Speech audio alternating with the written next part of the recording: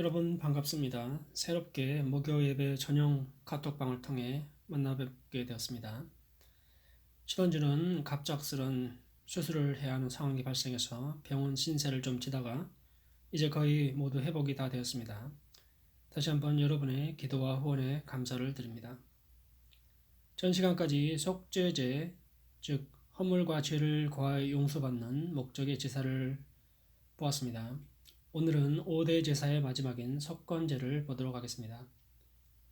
속건제의 목적은 여호와의 성물이나 이웃에게 피해를 끼쳤을 때 배상하기 위한 그런 목적이 있는데요. 다른 말로 배상제라고도 표현하기도 합니다.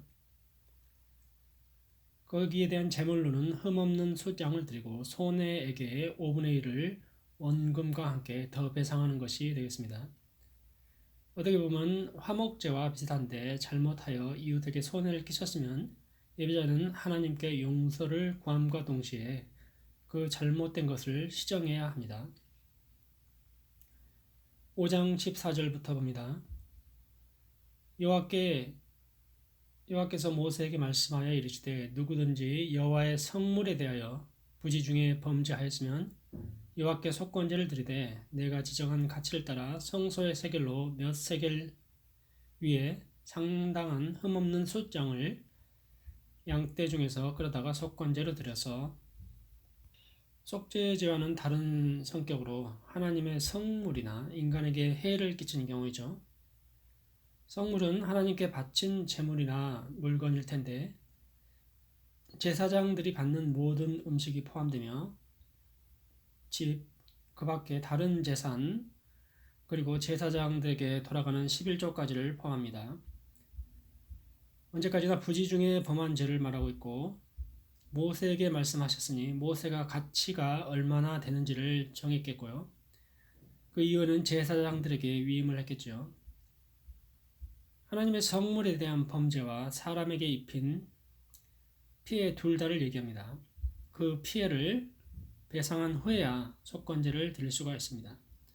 무조건 숫양으로다가 제사 먼저 드리는 게 아니라 예수님의 가르침도요. 먼저 이웃과 화해하고 나서 그것도 구체적으로 예배를 드리라고 하고요. 부부간에도 기도가 막히지 않게 화해를 먼저 할 것을 요구하죠.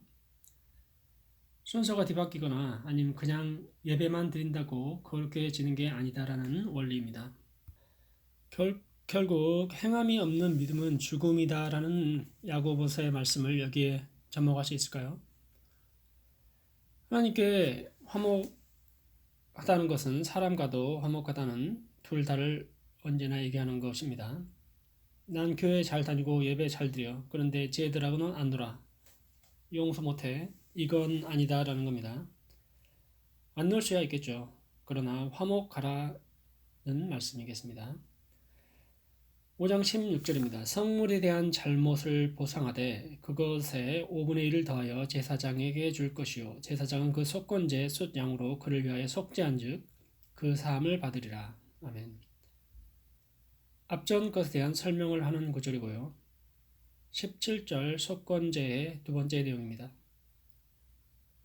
첫째는 성물에 관한 것, 둘째는 좀 애매하긴 한데요. 성소나 성물 혹은 구별된 사람, 제사장에게 저지른 모든 범죄를 포함하면서 부지 중에 지은 죄 중에 17절 보겠습니다. 만일 누구든지 여호와의 계명 중 하나를 부지 중에 범하여도 허물이라 벌을 당할 것이니 이 계명은 속죄죄는 1계명부터 4계명에 관한 것이었고 내용은 하나님께 범한 죄, 속건죄는 이 배상죄는 5계명에서 10계명까지를 인간 상호 간에 죄에 지은 것 등의 죄를 속하기 위한 것에 좀 더 강조를 두고 있는 특징이 있습니다.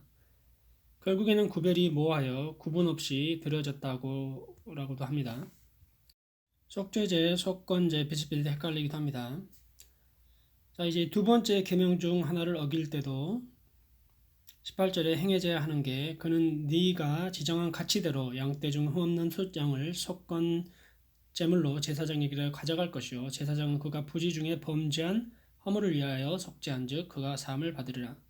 이는 속건제니 그가 여호와 앞에 참으로 잘못을 저질렀음이니라. 참으로 잘못했다는데 은혜의 시대에 와서 그냥 가만히 있을 때도 있습니다. 시침이 딱 되고 그냥 넘어가기를 바라고 있을 때가 있지요. 잊어버리면 그만일까요? 하나님은 기억하신 하나님, 그렇지만 그 지혜를 낱낱이 예수께로 가져갔을 때 흰눈보다도 더 희게 되어질 줄 믿습니다. 회개하여 죄로부터 돌아서는 모두가 될 줄 믿습니다. 예수님의 찔림은 우리의 허물 때문이요 그가 상함은 우리의 죄악 때문이라. 그가 징계를 받음으로 우리는 화평을 누리고 그가 채찍에 맞음으로 우리는 나음을 받았도다. 아멘.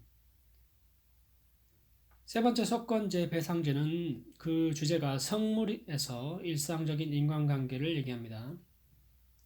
이제 6장 1절서부터 7절까지가 마지막 세 번째 속건제를 설명하는 것인데요. 그 관심이 성물에서 일상적인 인간관계로 옮겨지는데 2절에 여호와께 신실하지 못하여 범죄하되 곧 이웃이 맡긴 물건이나 전당물을 속이거나 도둑질하거나 착취하고도 사실을 부인하거나 하나님께 대한 진실한 신뢰와 믿음이 없을 때 사람은 더 쉽게 죄를 범하는 경우이죠.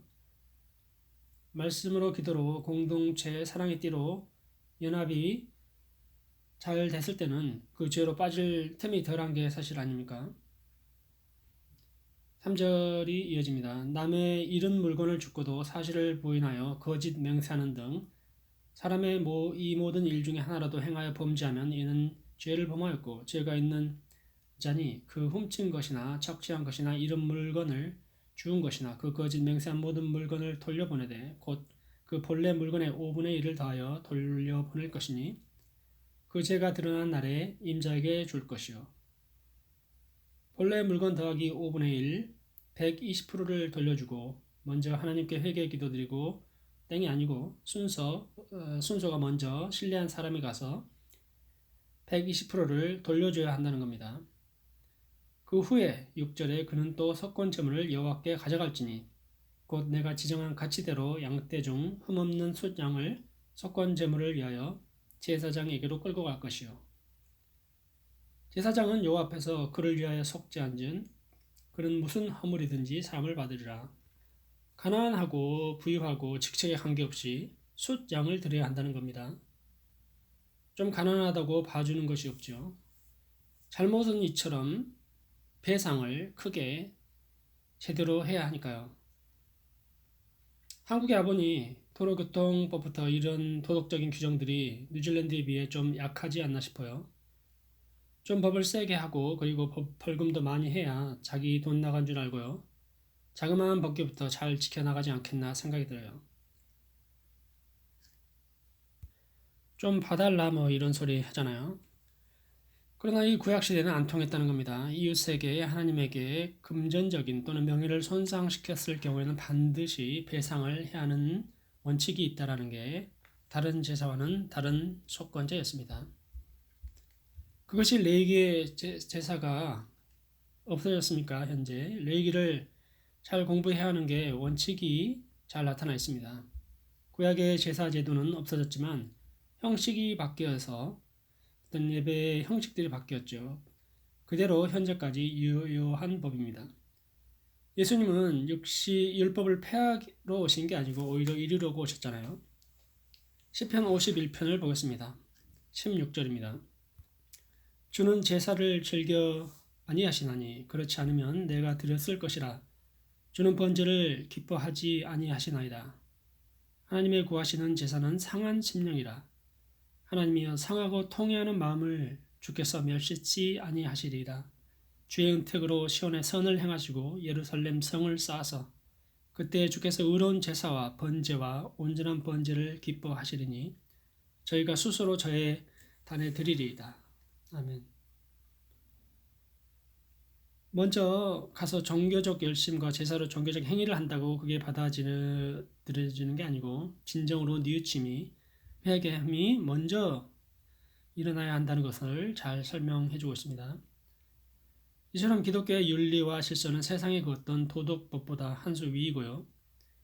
이렇게 사라진다면 단연코 칭찬을 받는 우리가 되어질 것입니다. 하나님은 우리에게 어떤 종교적 열심 때문에 그 외에 지켜져야 하는 도덕들 다 무시하라고 하지 않으십니다. 먼저 기본에 충실하고 와서 제사를 드리라입니다. 자꾸 이게 뒤바뀌면 위선으로 빠지고요. 하나님의 방법은 아니다라는 걸 속건제는 강조하고 있습니다. 성경을 열심히 공부해야 하는 이유도 여기 있습니다.